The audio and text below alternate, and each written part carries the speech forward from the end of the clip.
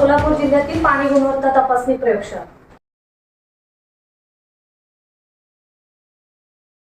पृथ्वीचा 3/4% भाग म्हणजे जवळपास 75% भाग हा पाण्याने व्यापलेला आहे. पण ते पाणी हे समुद्राच्या स्वरूपात आहे. फक्त 3% पाणी हे गोड पाणी आणि त्यातलं पण फक्त 1% पाणी हे आपल्याला पिण्यासाठी उपयुक्त आहे. म्हणजे आपल्याला पाणी किती जपून वापरलं पाहिजे याचा अंदाज येतो.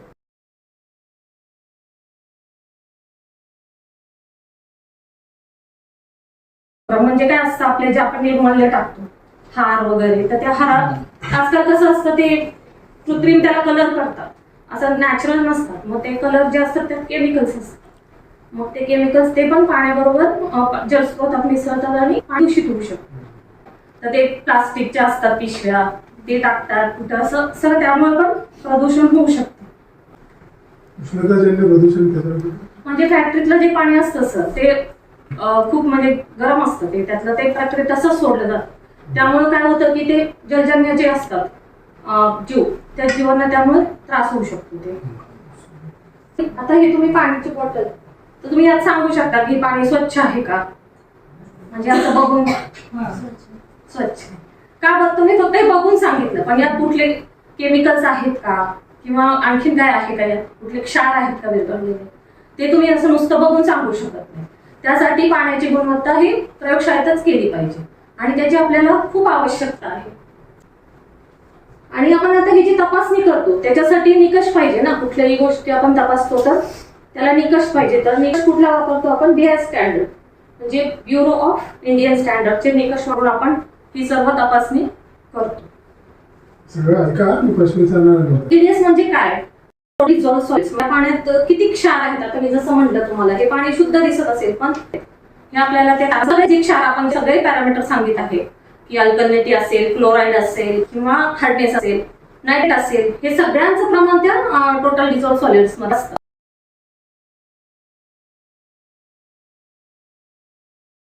पाणी जे असतं ते वाहत येतं, मग ते खड्यांच्या सानिध्यात मॅग्नेशियम हे जे असतं ते होतं, त्यामुळे पण पाण्याचा TDS वाढू शकतो.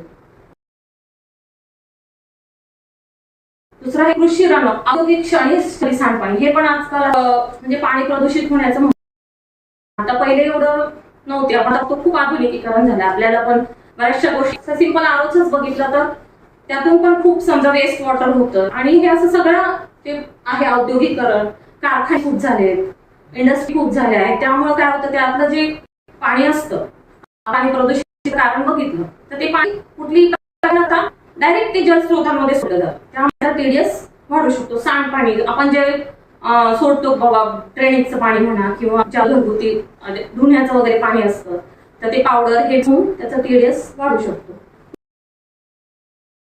कृषी रनऑफ, कृषी म्हणजे काय होतं, पाऊस आता खूप जर मोठा पाऊस झाला तर त्या पावसामुळे काय होतं, पाण्यातली माती सगळी माती, त्याबरोबर खतं असतात, कीटकनाशक वापरलेले असतात, त्यातलं जे पाणी सगळं जलस्रोतात मिक्स होऊन ते वाढू शकतो.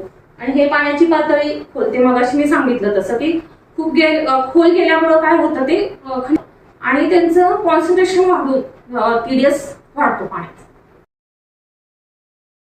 त्याला ते उदाहरण द्या. लिंबूचं तुम्हाला जे उदाहरण सांगितलं ना, कमी पाणी असेल, एकच लिंबू आहे, तुम्ही पाणी टाकणार तर ते तुम्हाला जास्त आंबट लागणार. ते समजा पाणी जास्त असेल आणि त्याच लिंबू असेल साईज, तर तुम्हाला ते कमी लागणार का, कॉन्सन्ट्रेशन म्हणजे मला ते सांगायचं आहे की तिथे घटक जास्त एकत्रित येतात, त्यामुळे त्याला ते लिंबूची चव जी आहे ती जास्त येते. तर तसं होतंय, जितकी बिजल पाणी पातळी खाली जाते ना, बिजल पाणी पातळी खाली जाते म्हणजे काय, तुमचा ग्लास जो आहे तो कमी पाण्याचा आहे.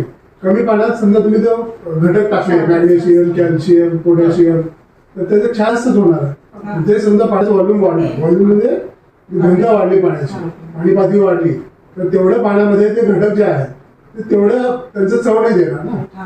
म्हणून तुम्हाला ते पाणी प्यायला थोडं बरं वाटतं. म्हणजे खोलवरचं जे पाणी आहे तिथे कॉन्सन्ट्रेशन जे वापरलं मॅडम त्या अर्थी वापरलं. केमिकल पॅरामीटरचं असं नाहीये की तुम्ही आज पिलं म्हणजे आज जास्त TDSचं पाणी पिलं उद्या तुम्हाला लगेच किडनी स्टोन झाला, असं नसतं. हे जर जास्त सातत्याने आपण तेच पाणी पिलो किंवा त्या पाण्याचा वापर आपण जास्त केला, जास्त कंझ्युम केलं तरच ते होऊ शकतं. म्हणजे बॅक्टेरियोलॉजिकल अनालिसिस जंतूंचं कसं असतं, जर ते आपण पिलं तर आपल्याला लगेच त्याचं हे होऊ शकतं, तसं केमिकलचं नाही. तुम्ही जर खूप सातत्याने जर त्याचं सेवन केलं तरच ते रोग होऊ शकतात. आणि साधारणतः तुम्ही जर बघितलं ना तर 80% जे आपले आजार असतात साधारणतः तर ते पाणी या घटकामुळेच आजार झालेले असतात. तर आता हे सगळे आपण बघितले आरोग्यावर होणारे परिणाम. याचा उपाय काय करायचा, तर याच्यावर TDS टाळण्याचं एकच आहे की फिल्टरचा वापर करा. कारण ते असं काही उकळून हे कमी होत नाही, ते उलट वाढतं. तर आपण हे रिव्हर्स ऑस्मोसिस जे सिस्टीम आहे, आरोचं पाणी जे आपण म्हणतो ते आरो फिल्टरचा वापर करणे हे एकच त्याच्यावर सोल्युशन आहे. बेस्ट TDS किती पाहिजे तर 50 ते 150. हे म्हणजे बेस्ट एक्सलंट आपलं म्हणतं एक्सलंट की 50च्या कमीचा जो TDS असतो त्यात चवच नसते, म्हणजे ते पाण्याला 150 ते 300 पण ऍक्सेप्टेबल आहे, म्हणजे आपण ते पिऊ शकतो. तसंच कुठली प्रक्रिया न करता 150 पर्यंत आपण पाणी पिऊ शकतो. नायट्रेटचं प्रमाण आपल्या जिल्ह्यात स्पेसिफिकली मोहोळ, पंढरपूर आणि दक्षिण सोलापूर या 3 ठिकाणी तर नायट्रेटचं प्रमाण खूप आहे. म्हणजे पंढरपूर, मोहोळ आणि साऊथ सोलापूरमध्ये पाण्यात नायट्रेट का वाढतं, तर शेतीतील खत जे आपण नायट्रेट हे वापरतो, पोटॅशियम नायट्रेट वगैरे जे खत वापरतो, युरिया वापरतो, मग त्यामुळे काय होतं ते पावसामुळे जर ते पाणी ते त्यातले जे खत असतात ते पाण्याबरोबर होऊन ज्या स्रोतात मिक्स होतं.